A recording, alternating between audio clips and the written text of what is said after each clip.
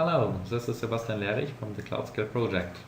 In this video I'm going to show you how to take measurements of the previously instrumented system by using the load generation of the previous screencast. Therefore, we can now start the measurement for the TPC-W system. As a reminder, we modeled the TPC-W system here, and we had one source demand here for CPU, and we specified that we will consume 0.1 CPU units. That was an educated guess, this number here. What we now actually want to do is to measure the real demand in a system.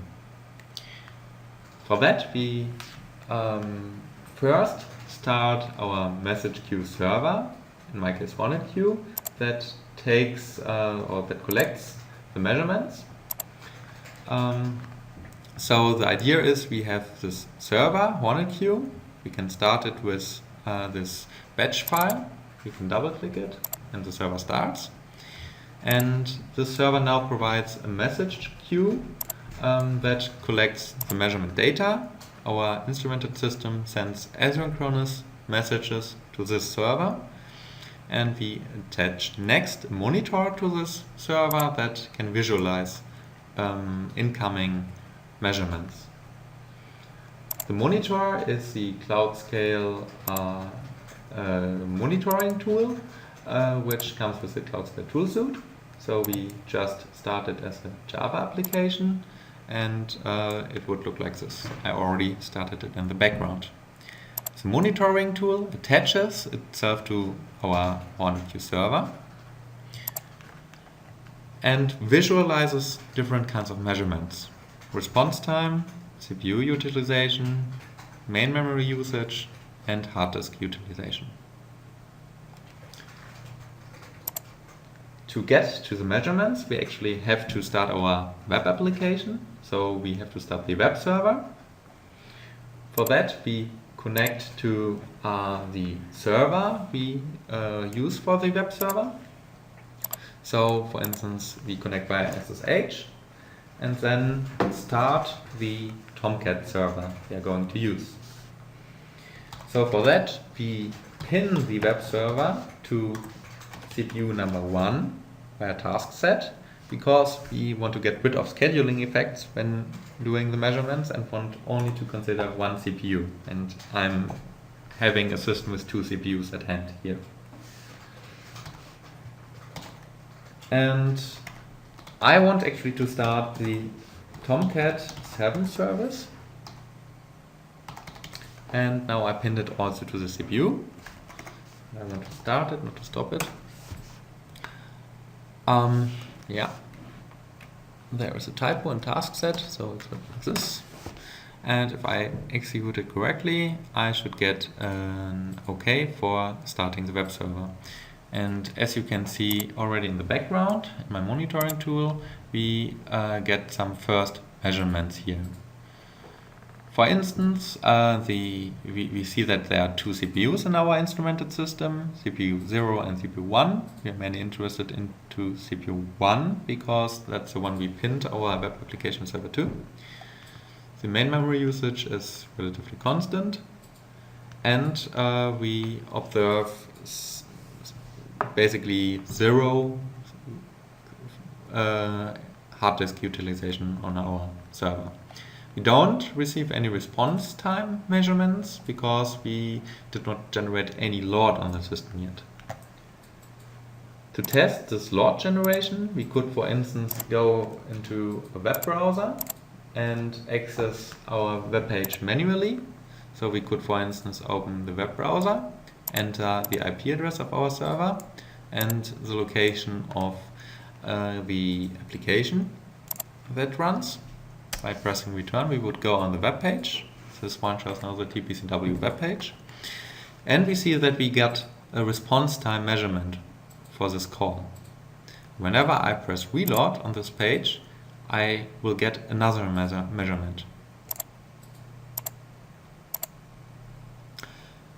As I do not want to do that manually by pressing the reload button, I can also use my load generation JMeter for that. I already configured in a previous Screencast.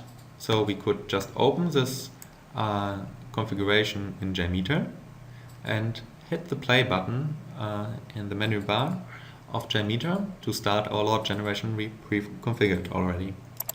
So by pressing the start button, we see that now several measurements arrive in our monitoring tool.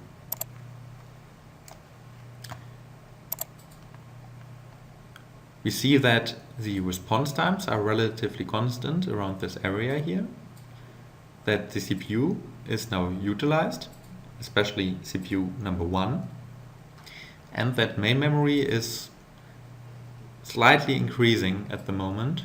The reason for that is that each call to our web page requires a new session, and the session is allocated in the main memory by our Tomcat server. What we can already now conclude is that the instrumented method, which is the print hello message, causes CPU utilization. Therefore, it's a CPU bound operation, and we have to specify a CPU demand for that. We already estimated that correctly in our model. Still, the 0.1 seems to be a bit inappropriate because we don't have a really constant load here, but it seems to be a distribution. And what we actually want to get is the distribution of this load. To get clear measurements, we have to restart this tool now because there is a warm-up time. There may be some operating system effects we cannot observe. So what we actually have to do now before continuing the measurement is to restart this tool here to get clear measurements. Okay, so I close this window for the time being and go to my CloudScale tool suite.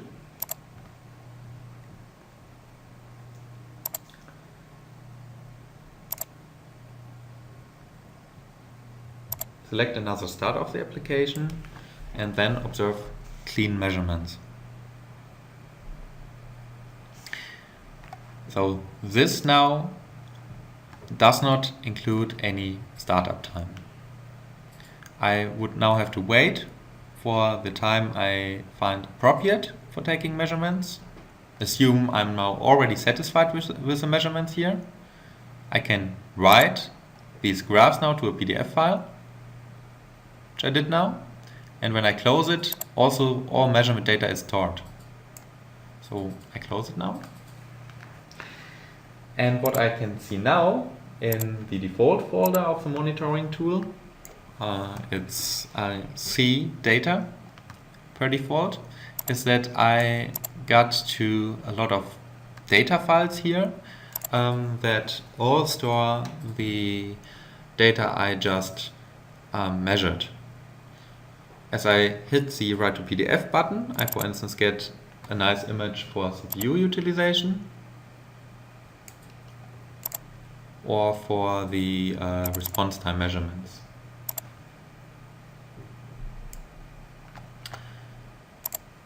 And basically that's it. That's for setting up the measurement and executing the measurement. In the next screencast, we will learn how to come from these take measurements to the demand specification as needed for the CloudScale Analyzer. So how to come from these measurements to the value shown here. Thanks for watching.